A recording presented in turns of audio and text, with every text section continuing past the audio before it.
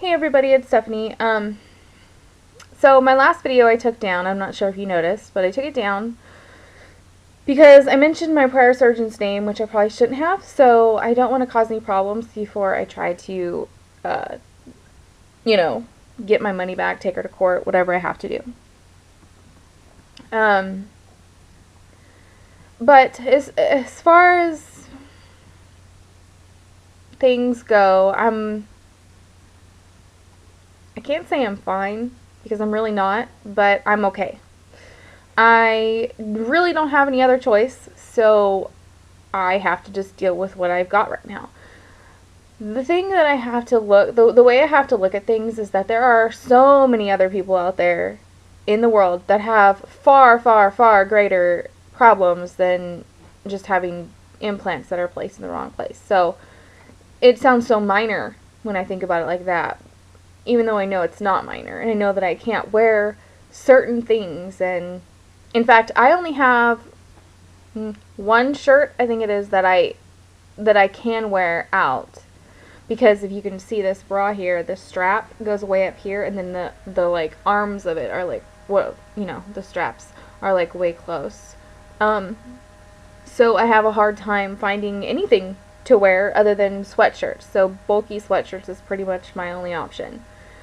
On Super Bowl Sunday, my husband and I, sorry, my husband and I went to his friend's house for a little get together because it was his birthday, like the weekend before. So we went over there, but before we went, like the night before, I have such a good husband. He was like, he knows how stressed I am about, I work so hard to lose this weight. I want to look good. I put a lot of effort into how I look. I don't go out without my makeup on. I don't do much of anything without dressing up. I like to feel good. That's what makes me feel good about myself. Everybody else has their own thing on what makes them feel good. Me, it's doing my hair, doing my makeup, putting on a cute outfit, wearing heels with my jeans. I mean, I'm one of them girly girls.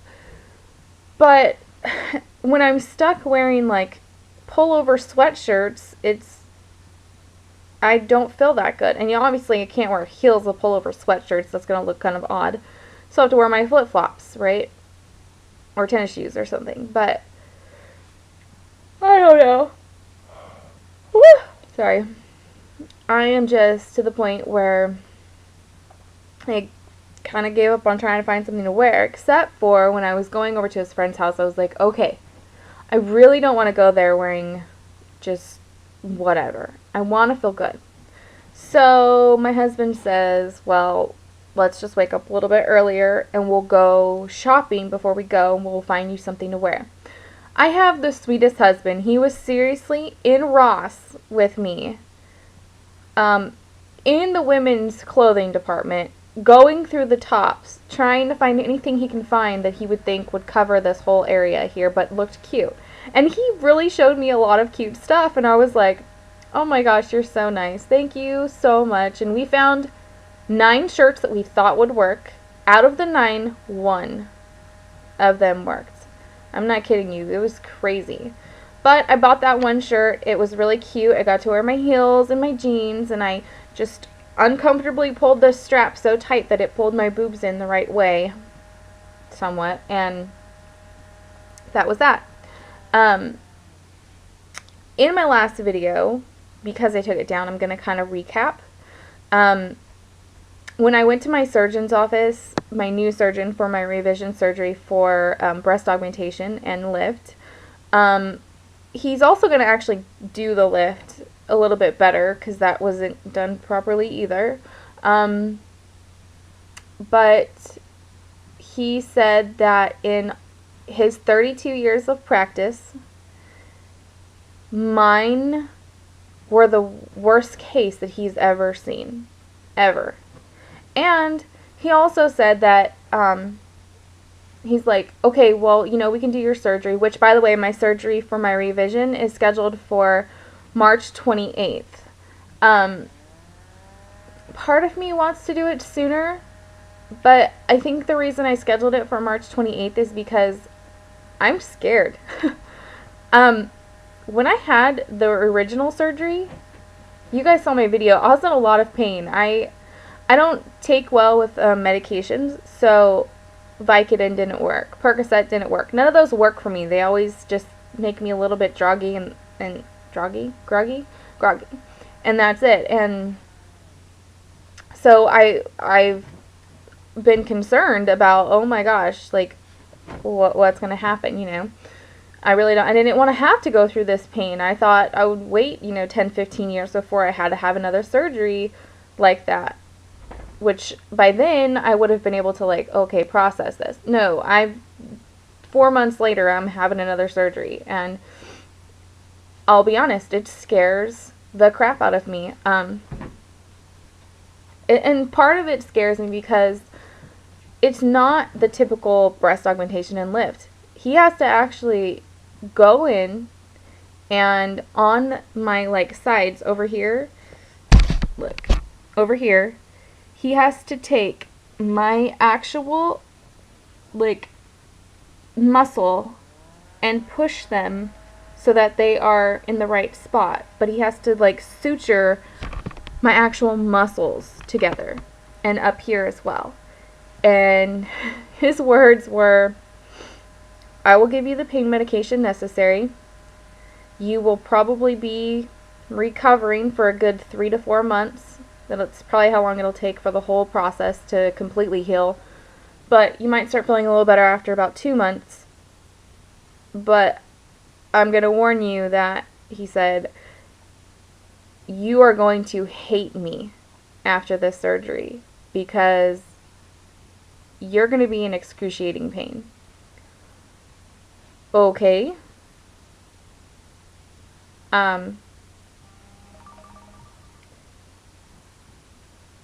Sorry.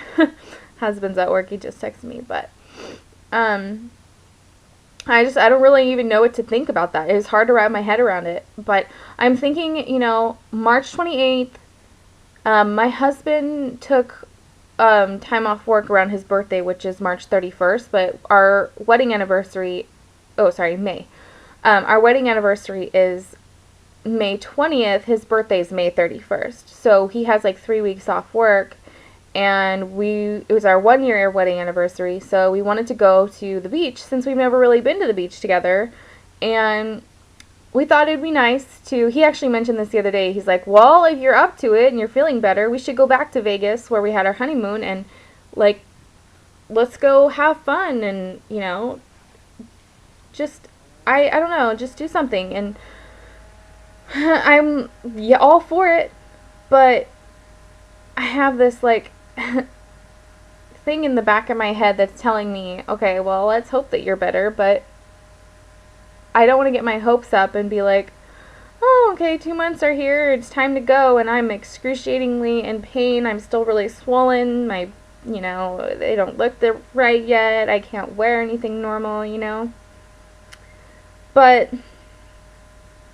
it's just frustrating. I had this surgery November 10th of last year, and the petition to revoke my surgeon's license was put in place the day before my surgery. The day before. Had I known that, I wouldn't have gone to her. And a lot of people are like, well, that was stupid of you to go to a cosmetic surgeon. But you know what? I'm not the only person who's made that mistake. So you can say whatever you want and think that I don't have an opinion because I went to a cosmetic surgeon. But you know what? If that's the case, then they shouldn't have licenses for stuff like that. I don't know. And then the fact that my surgeon that actually did my surgery has everything on her, can't tell you her name, but has everything on her, door, on her business cards, on her website.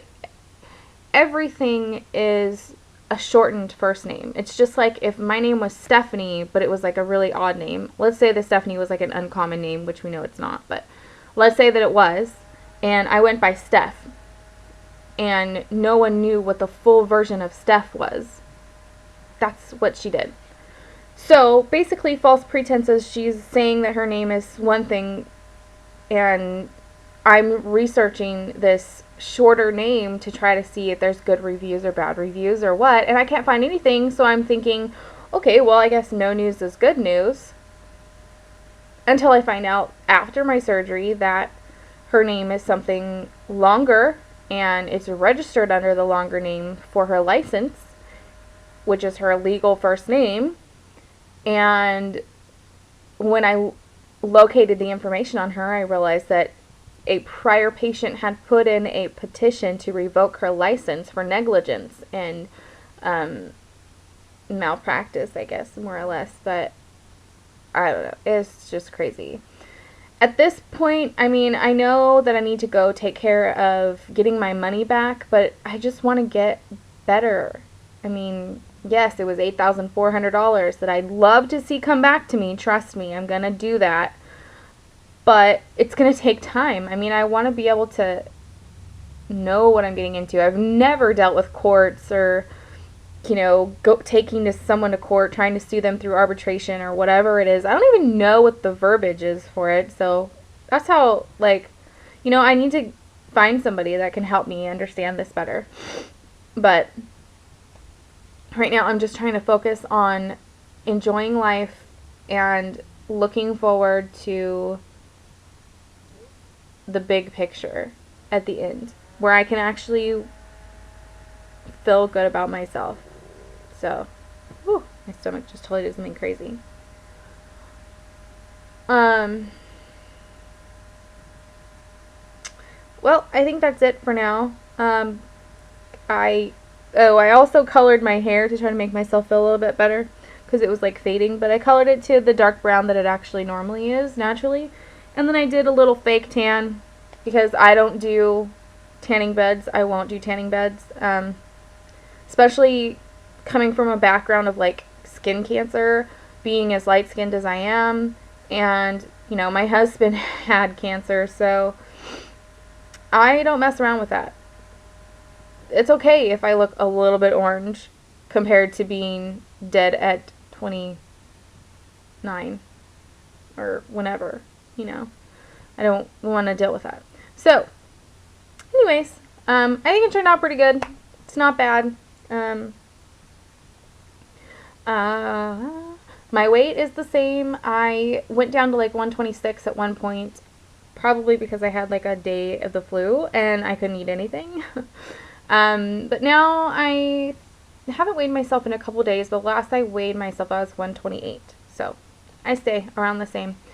Anyways, I love you guys, and I wish everybody the best, and I will talk to you hopefully soon.